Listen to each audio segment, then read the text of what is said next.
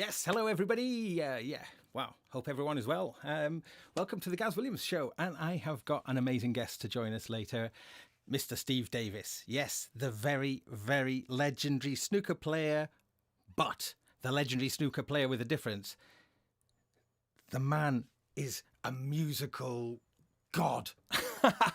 No, I actually do mean that, because he's got impeccable music taste, and he is now a synthesist. He performs live, he DJs, and like the DJ sets I've seen him do, I honestly say are the best, or amongst the very best that I've ever experienced.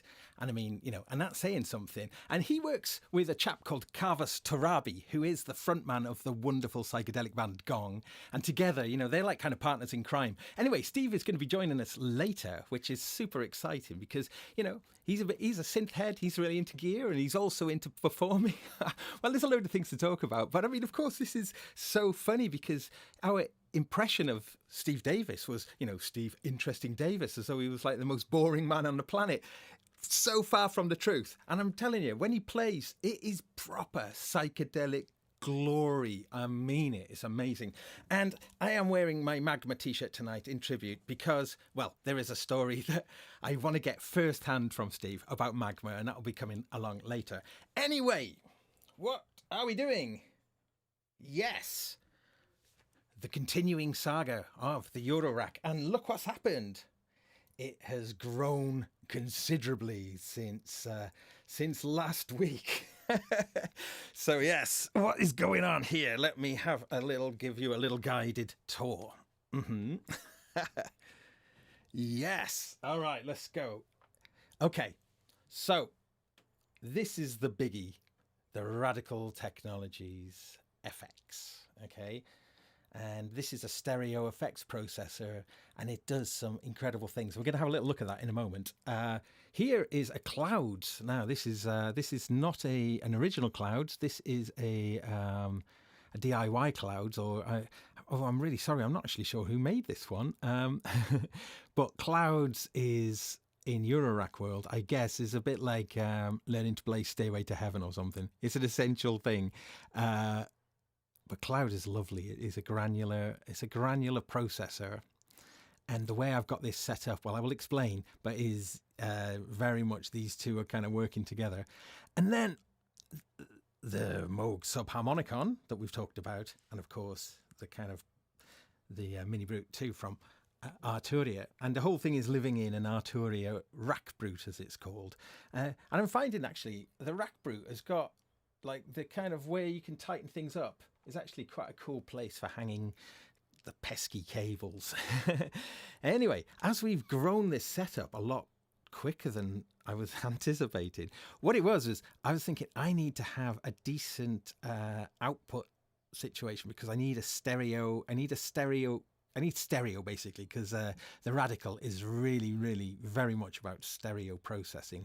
Clouds is also stereo too, but the Moog and the Mini Brute 2, they are both monophonic devices in terms of just a single channel. Now, so I wanted to do this, and I think I figured out quite an interesting little situation, and I wanted to share that actually because I think it's pretty cool. And that basically is I'm using a Dopefer A138S mini stereo mixer. Now that's got four channels that have got pan controls on, and then there's a stereo output. So I'm actually using that. I'm splitting the stereo output. The left channel is going through the Clouds and then into the Radical, and then the right channel is going into the Make Noise Rosie. Now this was a bit of a revelation. I needed to find something to get an output, and then I wanted it so I could have a stereo output, and I could put headphones into it, and I could have a stereo return. But this is cool because it's actually got a little crossfader as well. I haven't got anything plugged into B, so this acts as a fader. So it's on if I turn it left, and it goes off if it turns to the right. But I've got the stereo return, which is the return of this little channel coming back in there. So that's where we're at. Yes, and I have been having some fun. Oops, sorry if I headbutted the mic there. Yeah. Okay. Looking in the room there, I can see the chat room now. So Steve will be joining about halfway through. So hang on in there. And if you are tuning in because you know Steve's in on the show and have got no interest in any of this gear, well, tough. You're just going to have to either come back later or stick it out. But it's cool because this stuff is a lot of fun. I am finding that the more I've been playing around with it, I am actually starting to patch a lot more. Now, I was really kind of a little bit cautious about patching just because I'm not always totally sure what I want to patch. But now this setup is forcing me to patch things. Right, so let's have a little look at what we got going on. All right. So let's get some sound up. Right, something very basic. This is the subharmonicon. So I can start with something that's really, really simple. And then let's just work with the radical first. Okay. Oh, I should bring in a little bit more.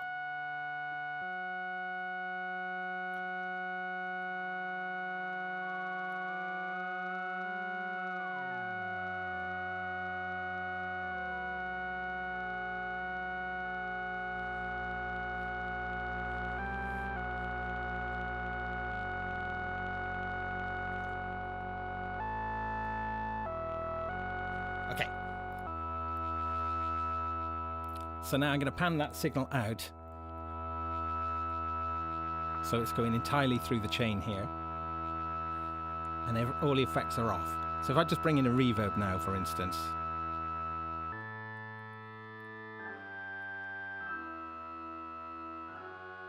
Hello. This is the fun now.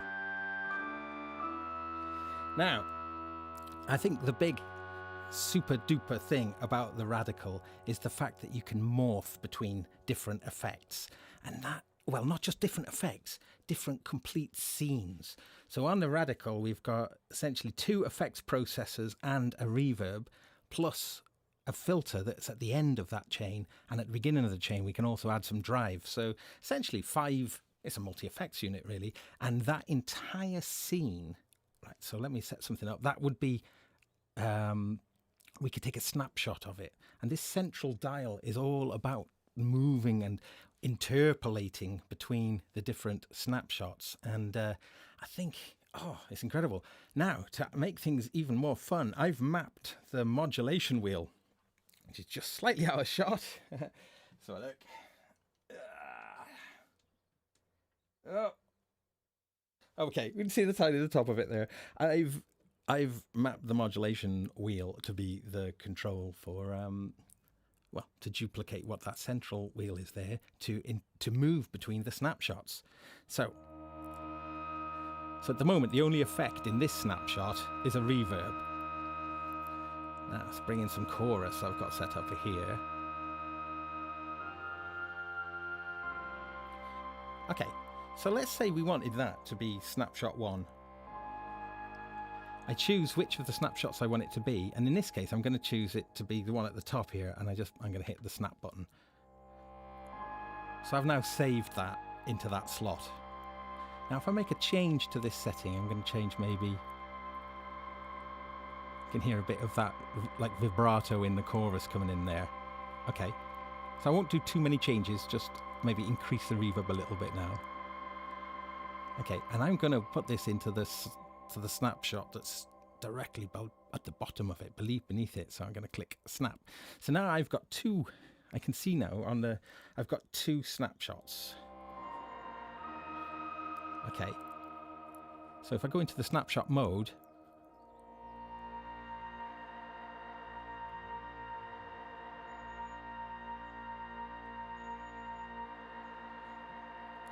so you can hear it's over. Let's do that with a mod wheel now. So I'm doing this. This is kind of pretty minimal, sort of subtle. But let's add another snapshot midway that's going to sort of... So I'll come out of this back to the editing mode, and let's bring something else in here.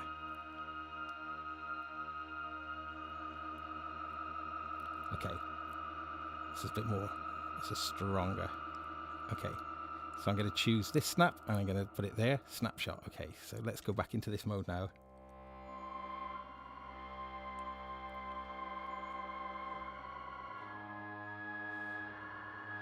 So it's just, as it's sweeping. Oh yeah. So there is a little LFO built in that can make this turn on its own. Here, this speed here. So it's spinning around between our snaps. So I've only got 3 snapshots there. So around the back here, it's just kind of just going between the existing snapshots. Turn the synth up. Yeah, we can have some more synth, I think. Okay, I'm sorry about that.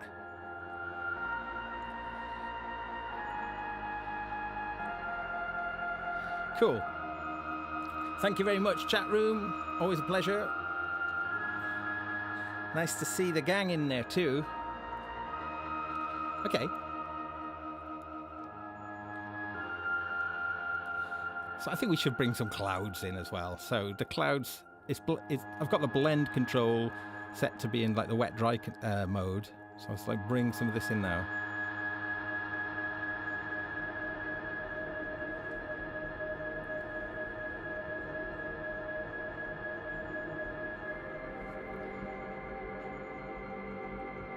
The density control. That's the pitch control. Let's set up a modulation, shall we? I'm going to use the LFO. I'm going to use the LFO from the Mini Brood. Let's do it really crazy. I'm going to put it into pitch. This will be absolutely bonkers now, but yes. I'm going to put it into here, I reckon. Oh! Okay, slow that down.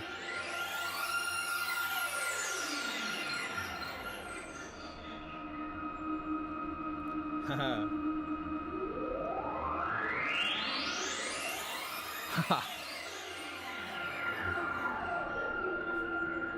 It's interpolating like crazy. And the LFO whoosh.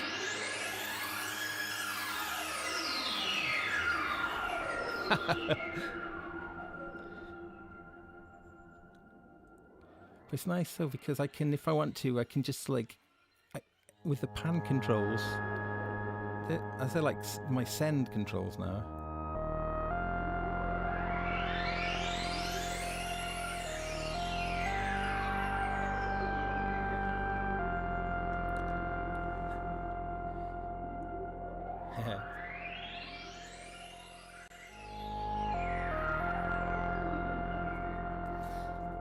No, that's not going anywhere. That's not going to fall off.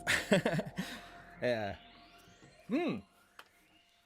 So it's like loads and loads of fun. I am really getting drawn into this now. But I have to say, once I started to kind of realize I needed this like output module and, well, the way I wanted to integrate it, I then did that thing.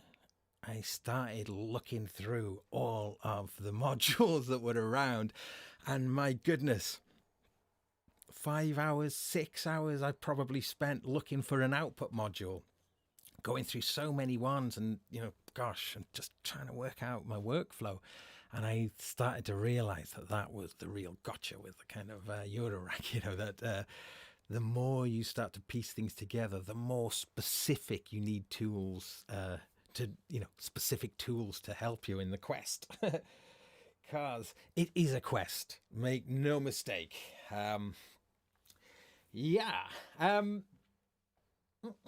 What should we do? Right, time check. Okay. Well, Steve will be joining us soon. I can't wait to talk to him. So we've had a lot of fun together. We've hung out a number of times, and we've got some mutual friends as well, which is really good. But yeah, it's Steve's interest in synthesizers and also bands like Magma and DJing. and the kind of music that he DJs as well. It's just so up my street. Well, it's brilliant. Magma, if you don't know Magma, my goodness, really, to know Magma is to increase your quality of life. It really is that special. If you don't know Magma, by knowing Magma, everything, if you think life is amazing, just wait until you know Magma. Your life will just get that much more amazing for everyone. Promise. But for me, there's been all these huge mysteries regarding Magma as well. They're such a unique... They're a French band, and their origins start in the very late 1960s. And Christian Vander, who is the main man, really, although there have been these other people who've been really important in the Magma story. But the Magma, they create their own language. Well, they literally create their own language, their own spoken language, which... it's more of a musical device more than anything, but it's their own language, and it's their own mythology of they're all their albums are kind of set in this. I guess it's like some sort of the earth kind of comes to some cataclysmic or environmental disaster, and humans have to start sort of colonizing other planets. And like the band Magma, you've heard of a concept album. Well, Magma are a concept band, because all their albums are about this kind of future civilization, and the songs are in the language of this future civilization, and there's a whole kind of religion and everything around it. But really, you don't need to engage with any of that to enjoy the music of Magma, because it just simply is fantastic music. And really, I admire that idea that they had, because it allows them just to develop something that is so singular and so unique. And when I say they use their own language, they kind of use their own language in terms of the chords and the harmony that they use. There is a definite flavour to the music that is really entirely them. I mean, it's kind of spawned a subgenre now called Zool. I think there's no connection to Ghostbusters, sadly, because some Magma fans thought that there may be some Magma fans involved in the writing of Ghostbusters. Well, maybe it's true. I've heard that it's not, and that's a bit of a shame.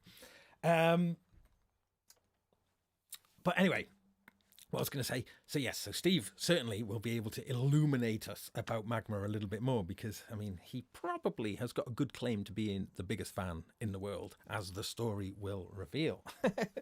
Anyway, let me think now. Back to music technology for a moment, and back to the rack.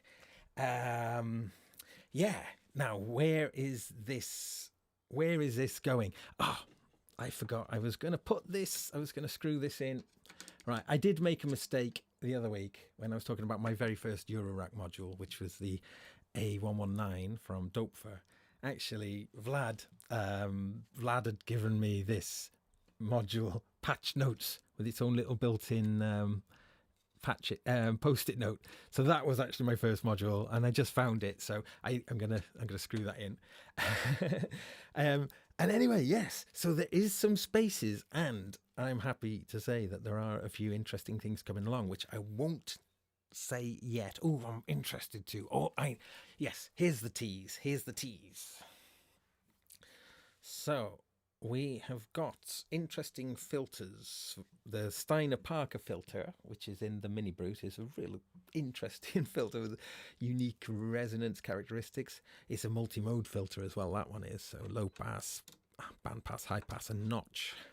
And then the Moog, the classic Moog ladder filter, which is in the subharmonicon. And then there's going to be another filter arriving, actually, but it's a different filter. It's very different from these filters. So that's my tease. I'm not going to say much more about that, just because I like the idea of having a tease to make you come back and watch just to wonder what on earth it was. So yes, that, and also I'm starting to look at things like, the boring stuff like mults and VCAs. Everyone's saying I need more VCAs. And I'm not actually sure why I need more VCAs just yet, because I've not been thinking, damn, I need more VCAs. So I'd be curious to see what people think I would benefit from having some more VCAs. So that is something. Is it because is the signal, it just bolsters it bolsters the signal? Is that what the VCA is going to do in my situation? Now, oh yes, I know what I'm going to do. This is fun because of the A119. Where are we? Let's go here. Oh, it's this way. Oh yeah. So because of that, this input now, I can play through the effects. So let's have a look at what's going on.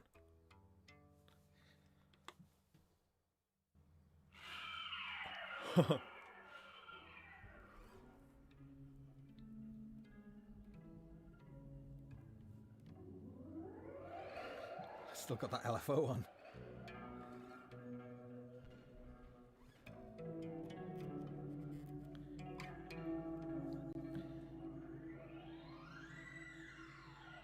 That's funny.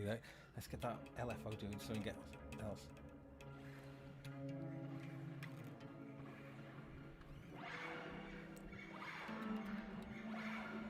I'm going to take that out for now. I'm going to make the interpolator static now in the radical.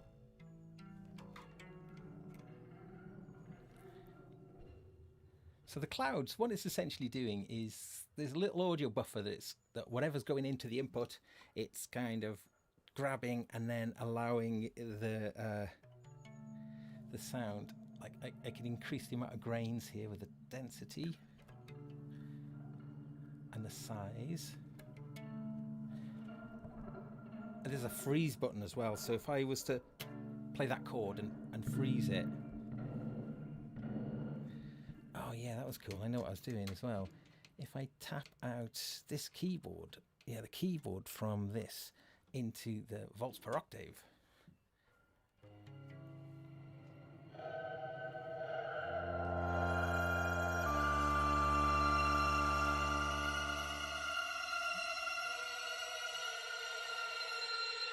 So I can play the clouds now.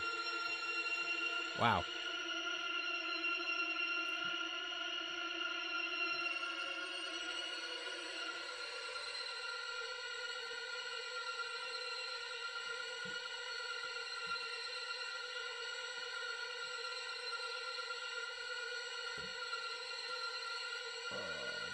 Let's go low pass now.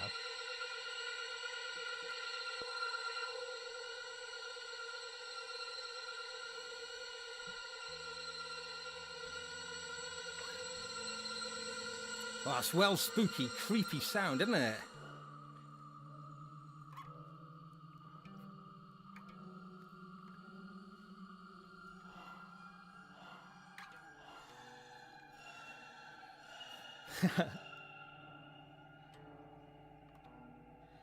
Now, if I set the sequencer off on this, I think... Oh, I don't know, maybe not. Oh yeah, I could route the sequencer out to the... Let's see what happens.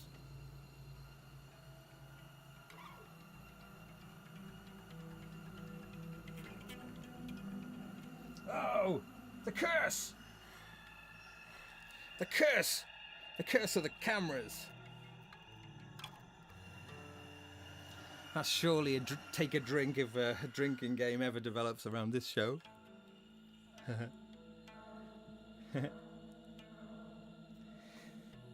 So, whoa, enough of that nonsense.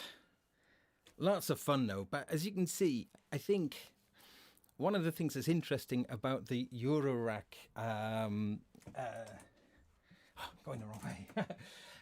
One of the interesting things about Eurorack is the more people start to develop their own rack, the more it goes in very unique directions. I mean, the amount of modules that are available is staggering. So once you start to imagine how many possible variations or different racks there are, is mind-boggling. So, yeah, so I mean, I think for me, in many ways, this is still a little bit of a quite, I would even say, dare I say, even slightly conservative approach to Eurorack, because I'm using sound sources like the bass guitar in this case, the Mini Brute, and the Moog Subharmonicon, which are, standalone instruments really, bringing them into a mixer and then having effect sends. So it's fairly traditional. Being able to patch around makes it less traditional, but I'm not yet building, I'm not having separate oscillators and filters and different envelopes and patching that way and making sounds essentially from scratch. I'm still using, like with the Moog, it's mostly sort of using its internal normaling, similarly with the Mini Brute too. So plenty of scope to develop just this rig as well. Now, I was thinking, let's have a look here. People are saying that the Subharmonicon is taking up too much space in the rack. Now, what I say to those people is, should I get more modules than I can fit in the rack?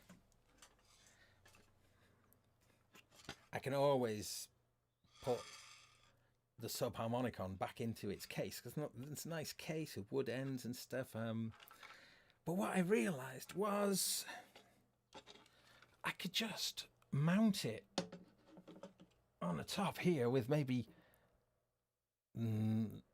what could mount it? I guess I was thinking Velcro, or drilling some holes through the top of the rack and putting some and drilling holes. I mean, that's a maybe, but drilling holes and putting butterfly screws on the top inside this. I wonder what you think about that, or if there's any better ideas that you may have. I would be very, very interested to hear, maybe, or to read about in some comments, because I have the gig bag for the for this unit. And the gig bag is really amazing. This folds over. Actually, I don't know if I've shown this. This is cool. On the rack brute, it's a real nice thought, this is. These little feet come out. So when it comes over... Oops, that's bad. Sorry, your module. That was... When those feet come over, it goes down and it closes. And you don't have to unpatch things... Sorry, he's taking some bangs. But you don't have to patch. You don't have to unpatch things, because the legs are longer than the cables.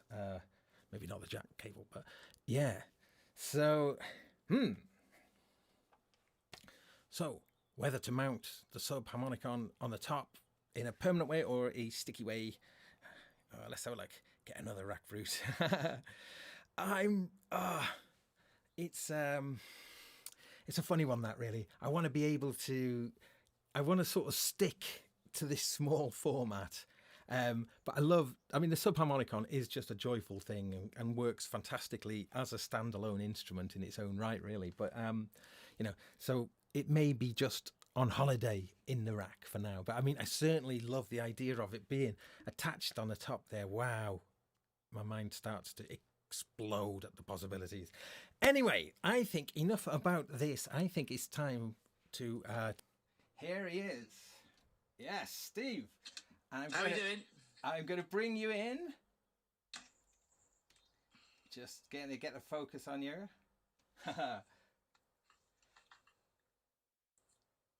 There he is. There he is. Yes. Hooray. Okay, now. Okay, Steve, can you just say hello and I can just make sure everyone's getting the sounds? Hello, yes, I'm here. I've been watching the show, enjoying it, and seeing your question about whether to move your Subharmonicon off your rack. I guarantee you will, because within the space of a couple of years from now, you will have at least 3 racks, if not more. Oh, no, you've heard it here. You have heard it here. Now, you have taken a similar path yourself, haven't you? We can see something behind you there. Yeah, I'm not too sure how good a widescreen. I haven't got your facilities there. I've just got sort of my computer camera. I don't know how good it is, but in the space of like 4 years, I've just sort of got sucked down the whole of Eurorack and other things as well. And you're not helping. Your type, your type of person. You influences. Oh no, the I word. You influences are bad. I mean, like I'm obviously in lockdown. I'm now committed and addicted to watching all of the shows from all of the major players. And I've got to say, even though I love you, right? We've met on many occasions. Heimbach is my favourite. I do it. Yes. It's not because I haven't got a clue what he's talking about. I don't know. It's all over my head, but I love the way he starts. Hi, I'm Heimbach. Good to have you back. And then I'm sucked in for the next hour and a half of stuff I don't even know what I'm listening to. Yeah, he's an absolute. He's like a real treasure, isn't he? I mean, it's just but he's got a very. I think the thing about Heimbach, though, ultimately, I really like his musicality. He's got a very nice sense of musicality. So when he's dealing with kind of quite abstract noise kind of things, he's still got that sort of musicality that kind of comes through. And this kind of leads me to my next little question, really, which is about your own musicality. And because you've been gigging lately, haven't you? You've been DJing for years now, I suppose, haven't you? But now you're actually properly gigging as a musician on stage. Yes, things have gone very strange. I've tried to sort of pinch myself over what's been going on and take an overview. Apparently, I'm trapped in a box, whatever that means. My sound, sorry, I've got. There's other people involved in the sound of our production. I've got a microphone and I've got an interface, but it's out of my league. It's me. It's my fault. Okay. Well, I'm not able to monitor myself while I'm doing this as well. But yeah, so from being a fan, then doing a radio show, and then bumping into some other professionals and getting sucked into Eurorack, and then with the people that are my friends, Carver's Tarabi and Mike York, getting together and trying to make some music, even though I didn't really know what I was doing on Eurorack stuff or any type of module. The next minute, we're making a record. We make a record that then gets taken up by Rocket Recordings down in Bristol, based in Bristol, and then before long we've got a record out, and then the next phase of that was gigging. I mean, you couldn't have made it up, And our first ever gig, our trial gig, was at Bristonica last year. Yes. And that was the first time we'd ever done that, and and it's so sad it's not on this year. Yeah. So, yeah. But I mean, I think the thing that's really funny and really completely unique with you is you'd imagine people who've had sort of careers in in your case, obviously sports, but from sports and then, very much into kind of entertain, being, presenting television, maybe quite mainstream things, I suppose, and being.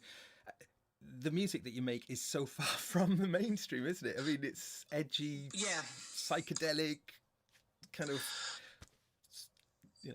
Well, the thing is, it's not a forced thing. It's just happened, and I don't assume that anybody that's listening into the show tonight would know that the music that the Utopia Strong made, but it's effectively the music that maybe we would like to listen to and the stuff that I buy. So there's quite a lot of electronic stuff I like, but it's also a lot of psychedelic music I like, going back to the days of Gong and, as you say, Magma. Not so psychedelic as Gong, but they're all stuff over the years that has been wonky, has been different, and hasn't followed the guidelines it's supposed to. And whether it be David Baldwin, the American synthesist, or like a Terry Riley or something like that, or Steve Reich, anything that's like all the syncopation, all of the stuff that's just going through rotations has appealed to me, as well as shove a sitar in there or something like that, and I'm off and running. So even though my persona may not have led itself to believe that was the case, when I finally got hold of some electronic equipment, I didn't want to do beats. Yeah. I wanted to explore the modular synthesizer with a view to the psychedelic side of it. And fortunately, Carver's Tarabi and Mike York are very much down the same line. So we got together and had a jam, and it wasn't going to ever be beats. It was never going to be your normal rhythms. And we made some very wonky stuff as a bit of fun that ended up, we went, this is really good. We could make this into an album. We can make this into an album. Wow. Then what are we going to do with this album? We're going to put it out ourselves, or do we take it to a record company? Rocket, who there's a backstory as much as Teeth of the Sea and Mike Bourne was the first person I saw use a modular synthesizer. And Teeth of the I went to see Mike Bourne in his band Hervacolari at Cafe Otto, supporting Sly and the Family Drone and Chrononauts. and I thought, what's this little box he's got? The next minute is fast forward, and we go to a Teeth of the Sea gig to be the DJs. And the Rocket recordings lads are there. We say, we've got an album. Next minute, they say, we like it. Next minute, we're on Rocket. Yeah. And then they say, the bottom line, you need to gig as well. Yeah. And that's when my bottle went. Because it's okay for you. So that in itself, that's the weird bit. That's the weird bit. Actually, I've been on stage doing gigs, so I can't even explain what that feels like, because it's far more nerve-wracking than playing snooker. I'm just gonna someone, is the problem with the sound? Is the sound not sounding good? Sorry, someone's just help me out here, guys, so we can get the sound sounding better. I'm just experimenting with things, but if that's not sounding... Me. Do, re, mi. I do do, re, mi. We only go as far as do, re, mi, then we start again. Me. I'm here, yes. Yes, if anyone could chip in. Could be hotter. Okay. I can get that. I can do that. Turn that up a bit. Huh? Yeah. Okay. Tinny, yeah. Listen, Atomic Tom, I am Tinny. I am not Heimberg. Heimberg's the one. Yeah. Heimberg. Okay. Okay, I think seems okay. So if it's good, then let's rock with that. So, I mean, I am going through some learning curves myself, trying to learn how to do streaming. Tell me about it. Yeah, God, it's endless though. I mean, it is absolutely endless. But yeah. Tell me. Tell me. Can I ask you a question? Yeah, of course. I know you're here to. So you're an expert from, you come from a musical background, and you know all about pedals and all of these things. Okay. Yeah. So what is it that you think that the modular synthesizer is going to add to what you can't already do with the stuff you've got? That's a brilliant question. I think it's this. I think, in fact, really, I relate it most to building pedal boards. I've created loads of pedal boards over the years, patching pedals together. So, it's not an awful lot different in terms of, thinking about things and the order in which the signal flows through it and whatnot. I think it's, I think what it can bring, I think it's just because there's such a lot of interesting developments going on that are happening exclusively inside of modular. So if you don't if you don't engage in the modular world, then these are things that you probably won't experience outside of that. Examples being a lot of the Euclidean stuff, maths, for instance, that sort of thing. I think maths is something that probably, that's a standard. I think that you have to go for. But I think as well, I'm putting this rig together to be able to take it out with me and use it in some sort of live context as well. So, which that in itself, I mean, and this actually will lead on to the next question about Utopia Strong. I'm going to try, and when I finish patching all of this up, I sort of want it for my space rock band Asteroid Deluxe, I think. So to do, we do kind of segues and sort of spacey parts in the sets, and so to go into this, I think I do play theremin in that band as well. So I'm going to definitely be, and my theremin has a CV out on there, so I'm going to be bringing that into this as well. So I think in terms of what does it bring differently to what I've got, I think it's I think as it develops, this particular rig is, well, certainly the sounds I've been making on this over the last week are nothing that I've ever made or heard in my life before. Right, okay. So, I had a few epiphanies where I was thinking, oh, this is the deep joy. This is the good stuff. This is kind of, it started doing more. It was more coming back than I'd felt, even though each bit of it was to do with the way. Yeah. Do you think when you're on stage with a musical instrument, you can spend enough time with the modules? What do you, or can you do the musical instrument without even thinking? That's a good. Yeah, I mean, I think at this point in time with this particular rig, I think I'd be frozen. But when I'm playing, if I'm doing like a tour or doing something where I get the playing, so I don't have to think about it. I do really love to get into that sort of space of, and I suppose it depends on the music. Sometimes, if it's quite orchestrated and I have to play the right notes, I always play wrong notes as well. I'm a serial quagger. Quag is my word for a wrong note, you see. So, Charlie Parker said, "There's no such thing as a wrong note. It's just the way you play it," and that's quite an interesting thing. But I always manage to find the wrong note that no matter how you play it was the exact wrong note at that moment in time. I think you have to then repeat it to make sure it's not. That's apparently the way. Somebody said, "Show me your setup." I don't think I can necessarily move it around. I've got a static camera, but this is my current setup. Is that an IPA? The Magic Rock Phantasma. Oh, look at that. That's a lovely design. It's a beautiful unfiltered IPA. That's all that really matters. It doesn't matter about the modules. Who cares what modules there are? We've all got modules. Whether we use them properly is another matter. But it's interesting to see, because I've been on stage, which is just like mind-bending for me anyway. And the first few, there's been occasions when I've just looked at what I've been doing and thinking, I don't even know what's happening. I don't even know what I'm doing, and I don't want to touch anything. So, like if you've got to do the two, that must be quite tough. But all power to you to do it. Well, I haven't done it yet with this particular thing. So when you're playing live, then are you doing any patching live, or are you setting up something and then manipulating a sort of a segment of it, or?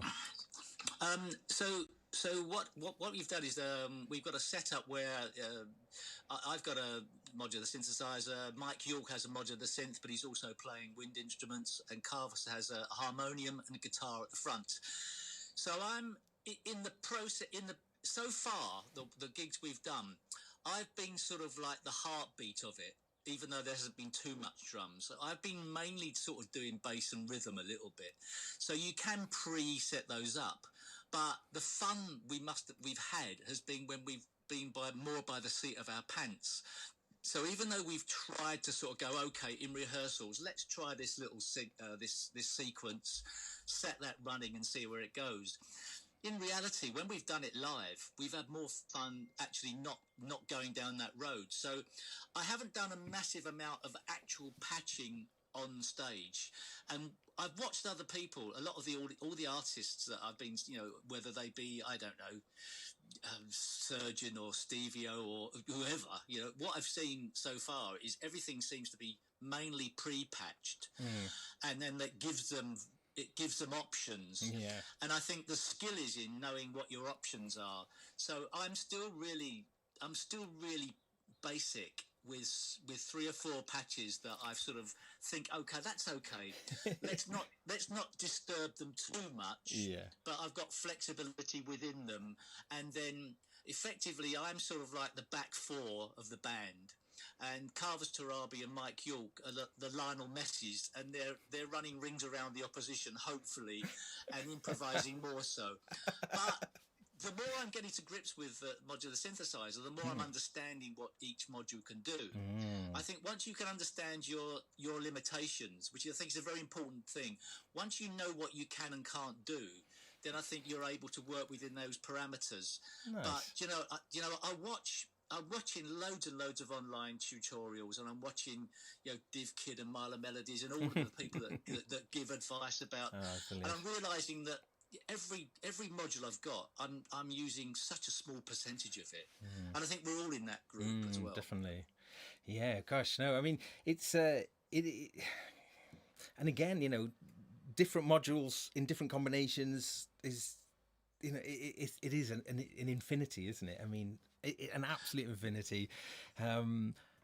Sorry. I'm trying to think about, as I say, if like mults, for instance, which is about the least interesting thing to talk about, but being able to take the single sound and send it lots of places, I think that's starting to interest me. I think the problem is it's your imagination. I'm not saying your imagination. It's one's imagination. How cleverly can you understand the process of what's happening? And there I worry that I haven't got the imagination required. I sort of sit there with what I got for the night, and I say, I'll patch this and I'll do this. I try to not make the same decisions, so I try and stretch myself with what I'm doing. But you tend to go down the same road if you're not careful, because they're your happy places, and you can end up never stretching yourself, and you only ever use the modules for one purpose. And that's where I think there's the avenue, I think, in the future, and I know they already do it, for not face-to-face, because nobody can be face-to-face at the moment, but I think tuition of modules is going to be is going to be quite a big thing in the future for anybody who's serious about it, because there's a lot of clever people out there, but there's loads of people like me who love what they're doing, what's going on, but they're not clever. They need showing a bit more. They need a little bit more help. They need their hand holding. Yeah. So if you go online, you unless you know what you're doing, you need walkthroughs of modules at a basic level, and that sort of, there are some out there, but sometimes they lose you quickly. So the people who can walk you through at the right pace are very important to this industry. Yeah, good. Very good point. Yeah, because, I mean, it's a jargon thing as well, isn't it? Because as soon as you start, you'd like the word mult, for instance. I don't think I'd have used the word mult. Maybe, I don't think so. It's and every little bit of jargon that you don't quite know what it means, you just start to disconnect from. So and when you're talking about stuff, and I mean, I know this from the things that I try to do myself, the jargon is just flying out, so to be kind of very mindful about the terms and these I mean, it's hard to know, because obviously you've got to make a judgment on the people that are listening to your show, what level they're at. But you also don't want to alienate people who, you won't alienate me, because I watched the Heimbach one recently, and I watched the DivKid one recently. I didn't have a clue. I didn't have a clue what he was talking about the whole time. Right? It wasn't a tuitional thing. It was all over my head. I still watched the 2 hours of it. Right? Nice. I know it's lockdown, but I still watched 2 hours of stuff that I didn't have a clue what he was on about. But was it informative?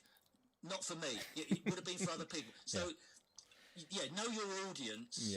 But I don't know what your audience is, because and obviously people are also they'll nod their head, but they don't want to say that they don't understand. So I think you can't beat reiterating the simple things, because you never know how many people you lose because it's over their head. And nothing to do with music. This is about your problem with your channel as well, let alone. Well, I mean, and also people are quite often, English isn't their first language as well, so being able to talk at a clear and slow pace that people can follow is quite an important thing as well. And I'll typically go really, really fast and really, really, really, really fast. But I mean, I think it's such an interesting world now. Sort of that with specifically talking about kind of the Eurorack world, in that something that was a very really, really small niche has just sort of grown and grown and grown and grown, and until it's like a proper, there's a, like a proper industry around it now. But one of the things that's just super cool is that a lot of the big players in the modular world are kind of have come up maybe through the kind of making modules in the kitchen. It wasn't like, it's not dominated by the Korg and Roland. I mean, is interesting. Roland have tried to do a little bit of stuff. They've got some cool stuff in Eurorack, but they're not dominating Eurorack. And a lot of the brands who've done really well in Eurorack, as I say, have just it was like a big level playing field, and that's quite exciting. Similar thing happened in guitar pedals, in fuzz pedals especially. This maker community, and I think what's quite nice now is it's reached a level of maturity, and these companies have kind of gone through some changes. Pittsburgh Modular, I think, is an interesting company, really. The founder, Richard Nickel, is a good friend of mine, and he's he's told me about the journey, and it's fascinating. But they found their kind of their place, and there's all these wonderful innovations that come out. I think one of the things that's quite interesting as well is because the rack itself provides the power, the modules don't really have to have power supplies, so that enables smaller companies to be able to send them around the world, because having the power supplies really complicates things in terms of, I think it's so I think that's an interesting little backstory to how these small companies have been able to get a footing, really. Yeah, I mean, it's it's a bit of a money pit. Let's be honest. I mean, that part of it sort of reminds me a bit of the hi-fi world. It's sort of people that have disposable income that really have got, they could get away with less, right. And that's the thing that but it supplies a need as well, because it's a hobby and it's an interest. But you should never lose sight of the fact that it is about the modules in one respect, but it's about the music. So you've got to make sure that you make music. Yes. So that's where I think it's, whilst you go along to a trade fair like Bristronica, you want to listen to people who actually make music that's good with it. So that's why I quite like the fact that Bristronica last year, it's so sad it wasn't on this year. They had the live performance area where you could actually watch what people were doing with the stuff. Yeah. Because and whilst it's important to have all the rest of it, you need your heroes to be the people that use it, as well as the people who make it. Yeah, interesting. Yeah, because I mean, it is. I mean, I think one thing when is Time Tosser coming out, or is it already out? That's what you're aware of Time Tosser, aren't you? Yeah, the Time Tosser. Is it already out? No. It's just about to enter Kickstarter, I think. So it's Time Tosser's about to enter Kickstarter. Yeah, it's great, isn't it? Can't wait. What a time! Yeah. What a time to enter.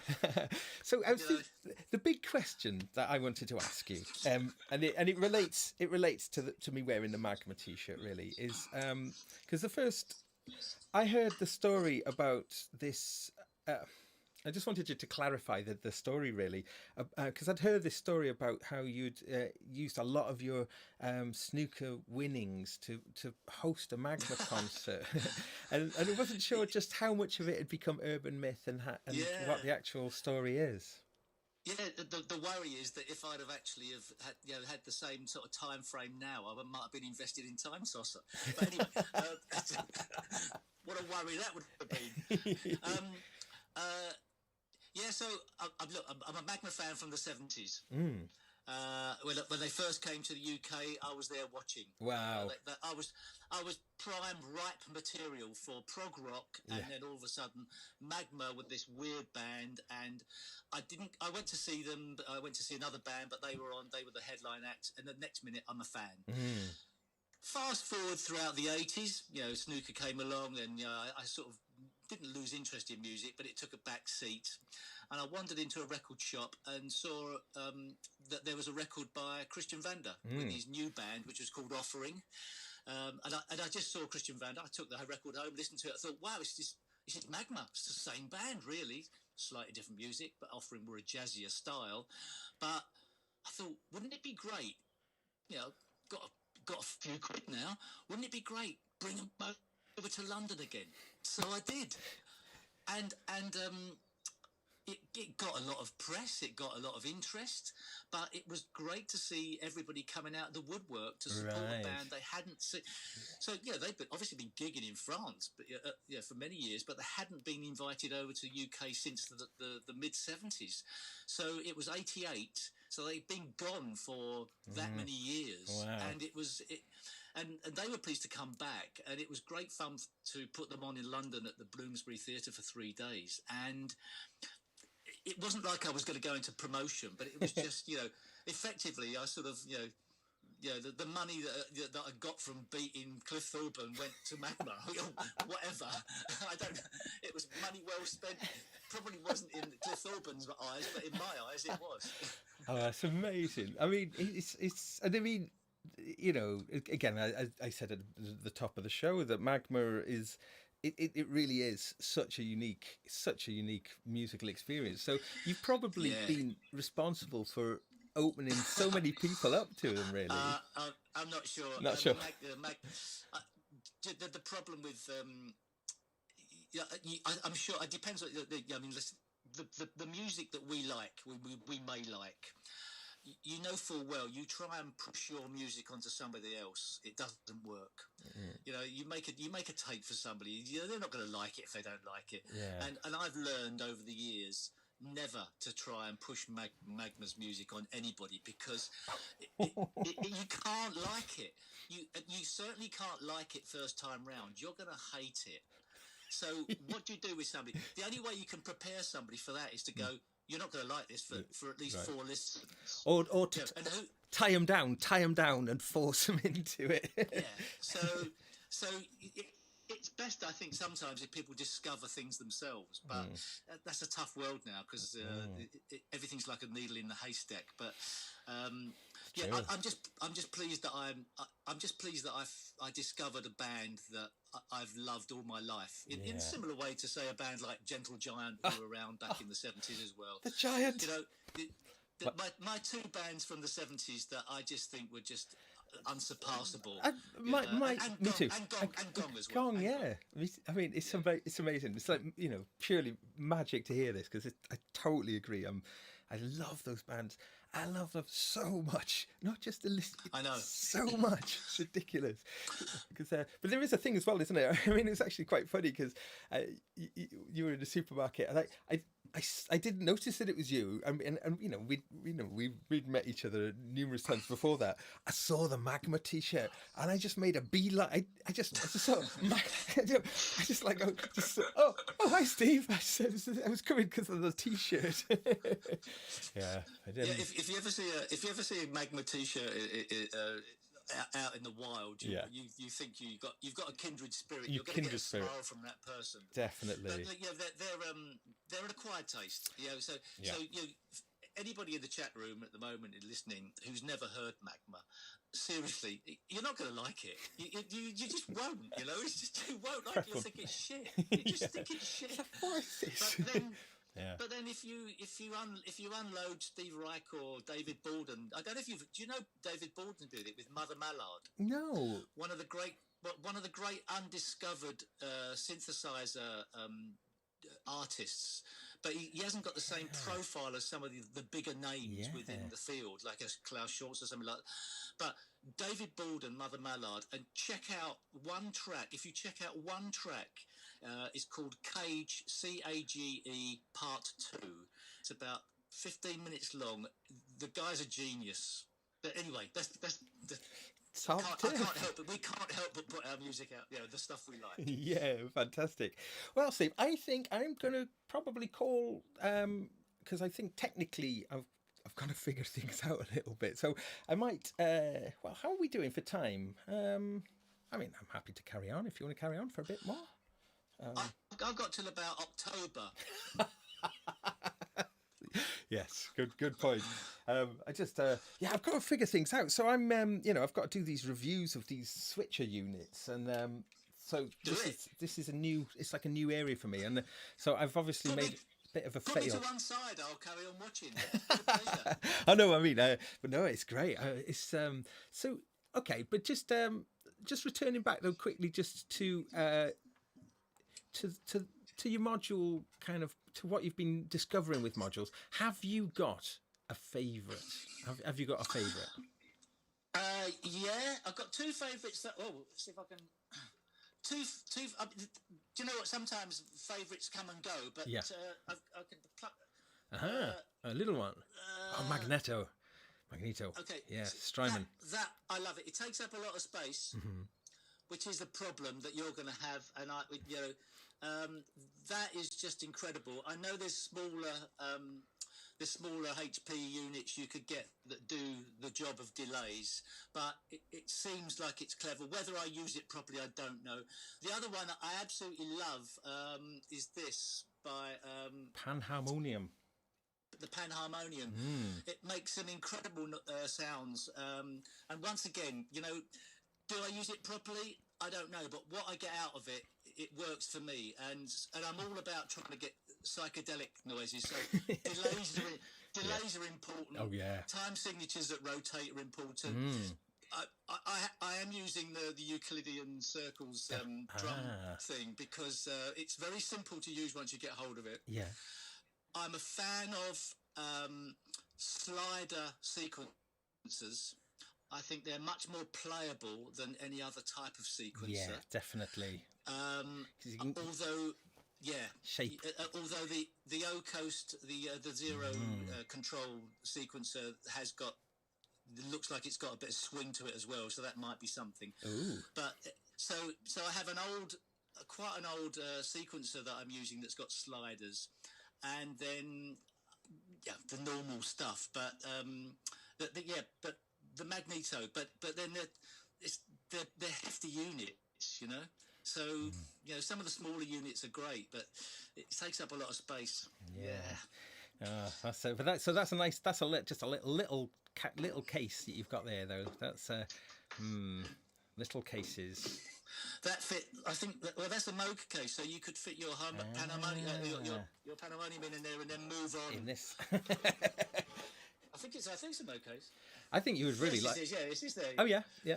I think you'd love the subharmonicon actually, because I think that's. Of course I would. It's your fault. It's you lot, right? Yeah. So I'm absolutely committed. I've got to have one, haven't I? Because of your type, you've pushed me down the road. Oh no. Milo Melody's demos, your demos of it. I've got to have one. I've got to have everything. My lad did a cracker, didn't he, for that? I mean, I was getting quite a Tim Blake sort of, what is it, the crystal machine. I was getting like great album. What I was thinking, I was getting something on the subharmonicon which I felt was a little bit evocative of that kind of thing, and should really have that set up now. But it was just getting a nice pattern going with the subharmonicon, and then turning on the sequencer from the Mini Brute. So the Mini Brute starts messing the subharmonicon sequence up, and it's like they're all having a fight for the control of the notes, and you're getting this really interesting stuff happening. But something that's been happening with me, which is I've been getting things coming back, which sounds. Like, is that hate mail, or no, out of the rack, which is beautiful and more amazing than it's just that everything has just come into focus and the sound has just become something glorious, and then actually nearly made me cry the other day. It was doing this beautiful thing. It was very, very slow, and it was a really slow attack, and so the notes were just coming in really slow, but there was something about the harmony. It was very mournful and very, very. It was beautiful, and I was kind of thinking, God, I mean, I've twiddled some knobs, and now this thing's coming out. Tell me, when you're if you're making music professionally, or whether you're creating stuff that you need to work to a time frame, but like what I tend to do, my biggest problem in a way is that. So I've got my module, I've got everything set up, and I set up a patch, and then I like it so much I just let it run for the rest of the night. Okay, so once I've set this patch up and I let it run, I then am not learning anymore. You know, in a learning perspective, I'm then not learning anymore. Yeah. I'm just enjoying what I've done, and Yeah. I'm happy with it. Right? Okay. Yeah. So, do you do the same, or Yeah. do you never let a patch go on too long because you're doing it with more of a purpose? It's a great point. I think so far I haven't done anything in any way for any other than just enjoyment. I haven't actually used it in any of my professional productions. I probably will, but I haven't yet. It's been more, but I think for me it's been more of a kind of like a meditation, you know, like kind of just and I can get just totally tranced out by it. And the other day I was just sitting and I listened to it for maybe 20 minutes without changing a single thing. There was such a lot of slow modulations going on that meant that it was never quite the same. I was entranced by it. I was really entranced by it, and I'm sure it's good for you. I just looking at the chat room. I'm still getting my head around a woggle bug. What is that? The sort of randomness of them. It sometimes worries me that I don't know what's going on. I like sort of cyclical rhythms, but I don't. There's some things, you know. There's lots of your sort of sequential switches and things, and other items that I don't know if I'm able to control at the moment. So I'm at a learning. It's a steep learning curve. I mean, like. Yeah. I assume you're going to learn quicker than me, but my learning curve is very slow at the moment. Yeah, I mean, in a way, though, I do feel a weird pressure that I have to do more than I'm actually doing. I'm quite happy when it's doing something quite simple and quite beautiful. You know, I'm kind of thinking, God, there's so much potential. It could be doing so much more. But I think I'm going to get a Disting EX. That's the module. Have you heard about that one? I've heard of it. Yeah. Listen, yeah. Gaz, I'm watching all of these programs. I can talk a good game, but yeah, I know it looks lovely. I've got two Disting 4s. I love I've you. got a clue what. Yeah, but I use them mainly as quantizers. I know I should do more with them. I want quantizers. My current problem, and this is a dilemma. Okay, so I have the music thing modular, the Turing machine. Yes. Okay, so I've got the expanders, I've got the volts, I've got the pulses, and I've got the Vactral mix. Okay. Mm-hmm. What order do you put? Where do you put them in? What do you do? Do you put the Turing machine there, and then the pulses and the Vactral mix underneath? It's a problem, but then there's a wire. Because you've got to have a quantizer. Yeah. And if you take the quantizer to the quantizer, the Disting 4 on the left of all of that lot, on the right of all of that lot, the wire goes right across. Or do you put the pulses on the other side? I mean, where does the Vactral mix go in all of this? You know, I've looked up, you know, I see DivKid's got one somewhere else. But is that the correct way? Does it matter? Does it matter? That's the worry. Yeah. That's the biggest worry in my life at the moment. That's amazing. So, yeah.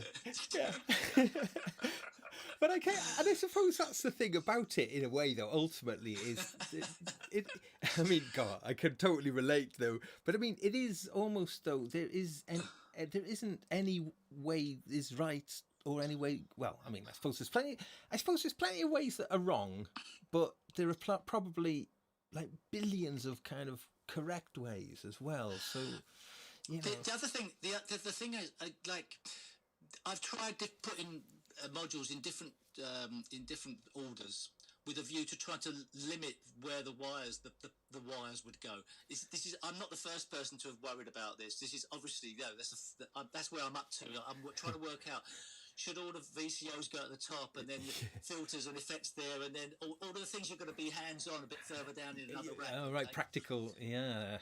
Because it crossed my mind, mm-hmm. and this may be wrong. If all the wires were underneath and connected to each other, mm-hmm. problem solved.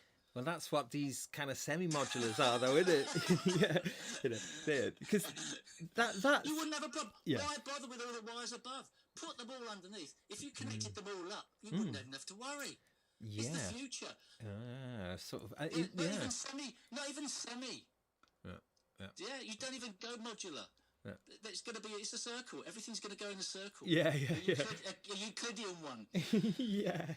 So like everybody, so patching is just completely passé. Everything is kind of, I think that's kind of interesting. But like the subharmonicon is I talked about this. I want one. Yeah, you do. Can I have yours? Why have you got it before I can get one? I can't get one in the shops. You've got one. Who do you know?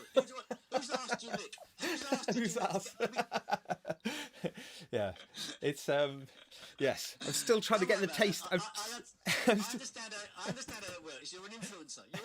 Oh God, that term is horrible, isn't it? I think I did meet him. I met up with him in LA in January, and that's how I ended up having this one. Okay. So there is a bit of a backstory, but it's. You're an important part of the chain. I love the fact because how else are we going to know how good these things are if people like your good self do not show what they're capable of? Yeah, and I know you've mentioned Mylar and DivKid. Those two are both amazing, aren't they? And DivKid especially is just incredible. Such a helpful soul, amazing, lovely person, and he's just there, always ready to help. What an amazing guy! But I would love to know what goes through his brain. He's so clever in it as well. Anyway, carry on. He's super clever, but it's great because I've actually called him up when I needed a little bit of advice, and it's like the world expert on the end of the phone. So yes, that was really I think what's quite nice is that the kind of YouTuber community has really strengthened in the last sort of year or so, and and a lot of friends, a lot of people have become friends, and it's really it's so much more helpful and lovely, and not. People don't really bitch about each other. It's really different from bands or who were kind of moaning about other. Everyone's really supportive, and it's pretty staggering. That I think it's lovely. Yeah, hopefully that continues as well. Yeah. I hope so. I can see. Are the Oct coming back up? I've got an Oct. They're great. Oct. Get an Oct. What is it? It's DivKid's second module. I don't know pronunciation. But Oct. It's 8 LFOs that are not clocked to each other that just fire off randomly. Oh, nice. So for anything psychedelic, you use it. And even though VCAs seem to be important, or I haven't got a clue what they are, you can never have enough LFOs. I think LFOs are my god. Yeah, I'm with you. I think actually that would be really cool with the subharmonicon, isn't it? If you put loads of random LFOs into because you can modulate all the sequence in even more. Interesting. Yeah.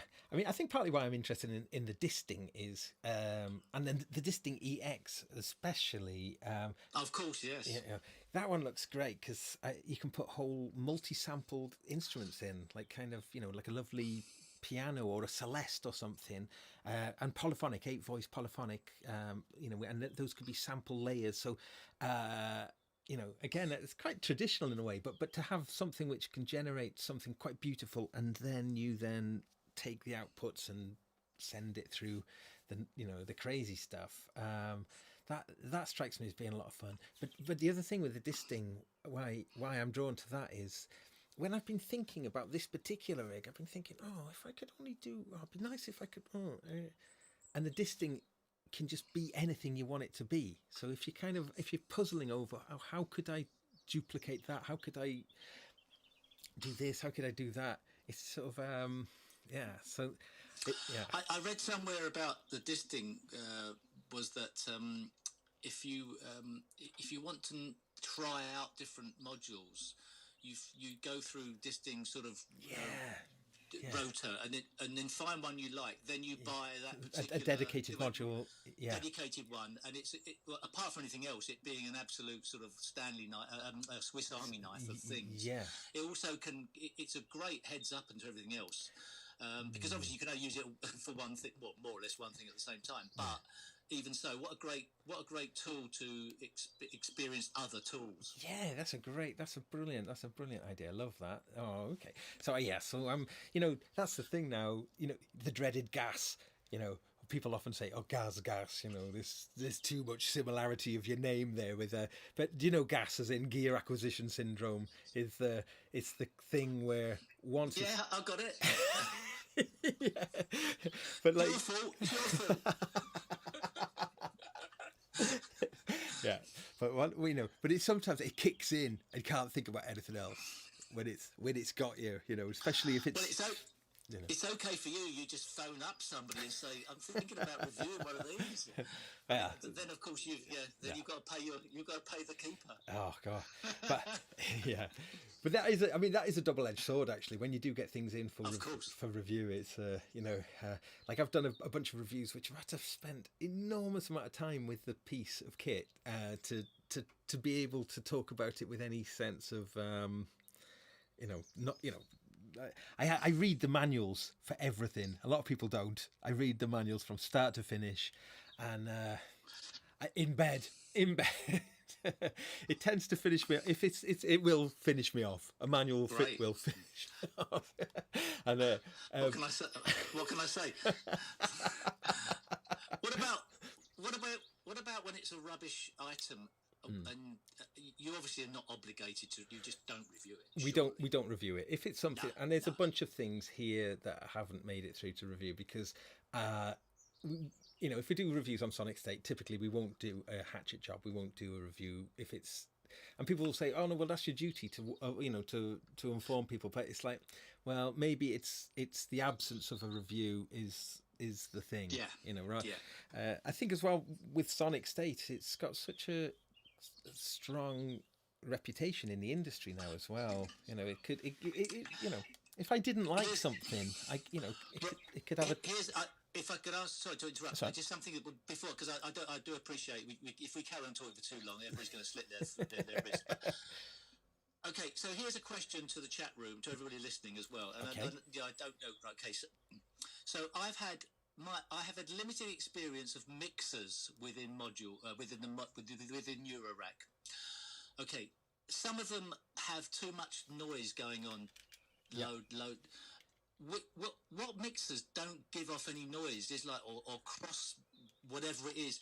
There's too much noise for me down the bottom that I can hear when you start turning it up and there's nothing playing, but you can hear feedback from another channel and it's something to investigate. A proper mixer at Eurorack level, because you mix before you go out.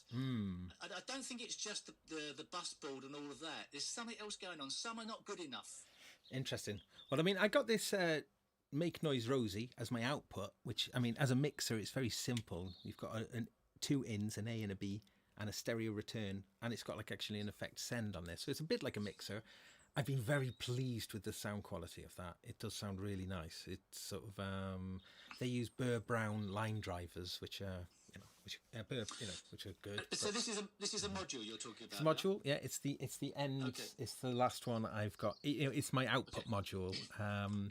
Okay, so when you turn the sound right up, with nothing playing, can you hear stuff? Let's have a look. Well, we can actually put that to the test now because it's plugged in. Nothing playing, and I can hear. There's a little bit of noise, but not much. It's not bad. Not bad. That's not bad. So I've got ones that I won't say what they are that for me are unacceptable. Oh, that's interesting. It'd be wrong to say them, but and you're thinking, well, they're supposed to be good. Oh, a WMD, yeah, okay. I've got a WMD is a good performance mixer. Maybe, yes, yeah, okay. Okay. Yeah, it's a it may be an good interesting point. thing to do. Because at the end of the day, the line that you've got your wire after wire going through module after module. You wonder whether the sound degrades beyond belief. I don't know. I understand that you get sort of a lot of stuff from the power supply. I understand that, but it feels like it's just the mixer's problem. Yeah, and I guess because there's I guess a shielding issue, or there's some modules maybe noisier than other modules, and this is kind of a little bit beyond me at the moment because I'm just dabbling in these, Well, it is for me as well, but it started to be annoying. That you wonder whether, but as I say, it could be the other thing. It could be the anyway. I'm boring the shit out of myself. God. No, but it's interesting, and again, I've had this my own little kind of odyssey this week about getting, which led me to this Make Noise Rosie, and so far so good. I've been actually really pleased with it. I mean, I preferred a few more inputs on it, but it's good. Okay, but can I see there, Gaz? So, Eternalism. Eternalism has just said ribbon chains are noisiest power. Yes, I'm aware of that. Okay, right. Okay. But does that? But can that influence a module? Power can noisy power can, yeah. How can the ribbon chain make the module have noise coming through it with nothing else playing? Is it surely this module can either has noise or not? Yeah. Okay. Anyway. Okay. Well, no, this is cool. So. Yeah. No. Thank you. This is good. I'll pose this as a question, and then if anyone can, because we'll leave this up online. So if anyone can come back and take note. Yeah, and come back and answer that, because I would be really fascinated to know that too.